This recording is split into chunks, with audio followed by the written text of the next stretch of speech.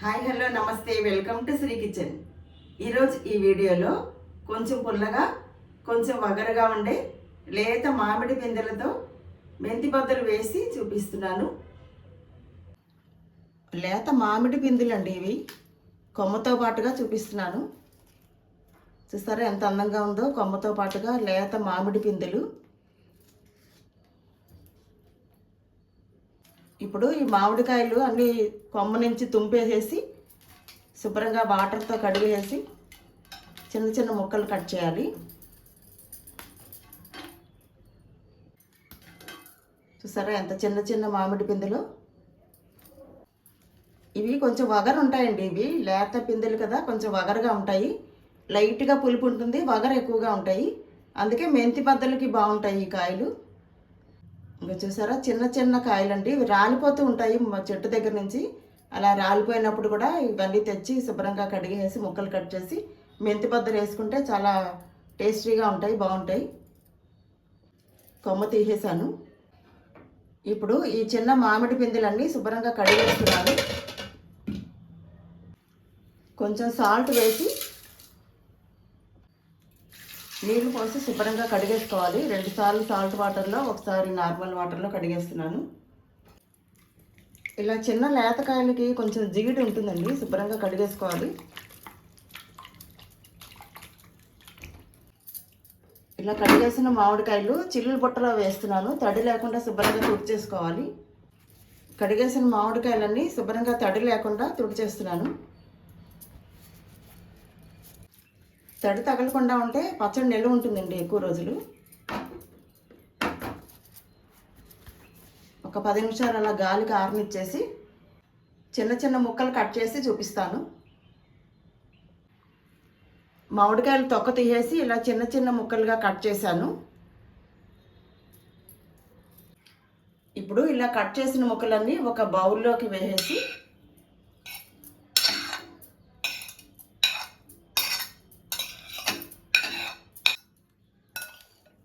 ఈ బౌల్ పక్కన పెట్టేస్తున్నాను. మామిడికాయ మెంతి బద్దలు తయారు చేయడానికి ముందుగా స్టవ్ ఆన్ చేసి ప్యాన్ పెట్టుకొని, ప్యాన్ వేడెక్కింది. డ్రై ప్యాన్లోనే ఆయిల్ వేయవలసిన అవసరం లేదు. డ్రై ప్యాన్లోనే 1 స్పూన్ మెంతులు, 2 స్పూన్స్ ఆవాలు వేసి దోరగా వేయించుకోవాలి. ఆయిల్ ఏం వేయలేదండి, డ్రై ప్యాన్లోనే దోరగా వేయించుకోవాలి. గోల్డెన్ కలర్లోకి వచ్చే వరకు మెంతులు ఆవాలు వేయిస్తున్నాను. స్టవ్ని లో ఫ్లేమ్లో పెట్టుకుని కదుపుతూ మాడకుండా వేయించుకోవాలి. మామిడికాయ మెంతి బద్దల రుచంతా ఇలా ఆవాలు మెంతులు వేయించుకున్న ఈ కారంతోనే రుచి బాగుంటుంది. మెయిన్గా మెంతులు ఆవాలు వేగుతుంటే కమ్మని మెంతి వాసన వస్తుంది. ఎక్కువ మొత్తం మీద వేయించుతున్నారనుకోండి, మెంతులు విడిగా ఆవాలు విడిగా వేయించుకుని 2 కలిపి గ్రైండ్ చేసుకోవచ్చు, లేదంటే విడివిడిగా కూడా గ్రైండ్ చేసుకోవచ్చు. ఇప్పుడు నేను కొంచెం మొత్తం మీద చేస్తున్నాను కాబట్టి 1 స్పూన్ మెంతులు, 2 స్పూన్స్ ఆవాలు మాత్రమే వేసాను కాబట్టి 2 కలిపి వేయించుతున్నాను నేను డ్రై ప్యాన్లో. ఇప్పుడు మెంతులు ఆవాలు వేగాయి, స్టవ్ ఆపేస్తున్నాను. వేడి చల్లారింది, మిక్సీ జార్లో వేసి గ్రైండ్ చేస్తున్నాను.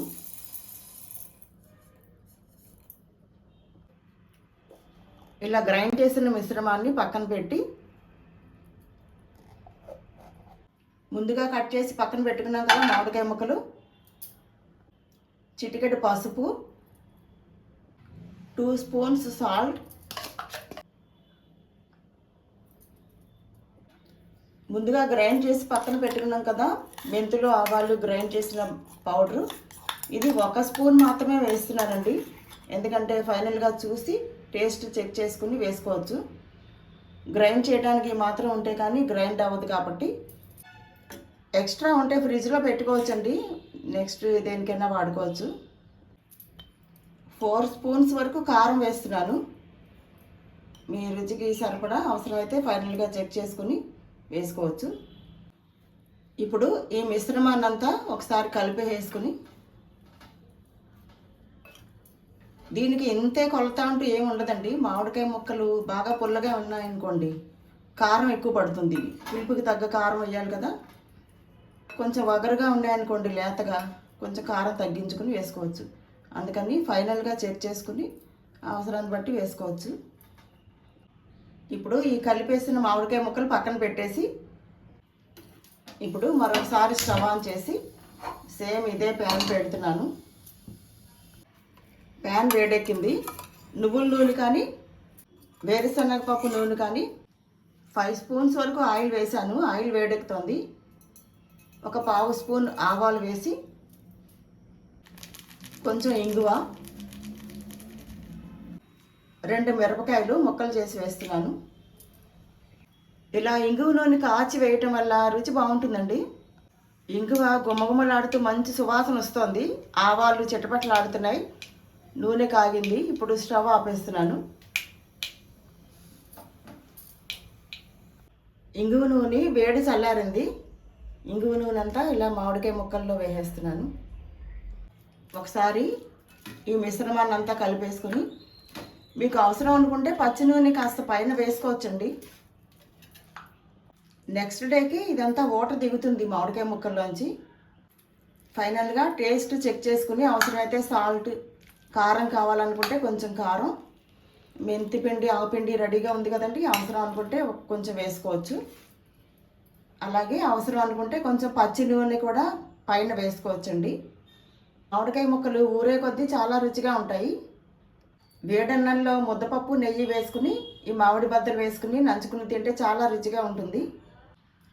అలాగే కర్డ్ రైస్లో కూడా పక్కన పెట్టుకుని తింటే చాలా బాగుంటుంది. దోశ, ఇడ్లీ అలా రకరకాల బ్రేక్ఫాస్ట్లో కూడా బాగుంటుంది. వచ్చి రాని మాటలు, ఊరి ఊరని ఆవకాయ ఎంత బాగుంటాయో అంత రుచిగా ఉంటాయి ఈ మామిడి బద్దలు. అదండి, కొంచెం పుల్లగా కొంచెం వగరుగా ఉండే మామిడికాయ మెంతి బద్దలు చూశారు కదా.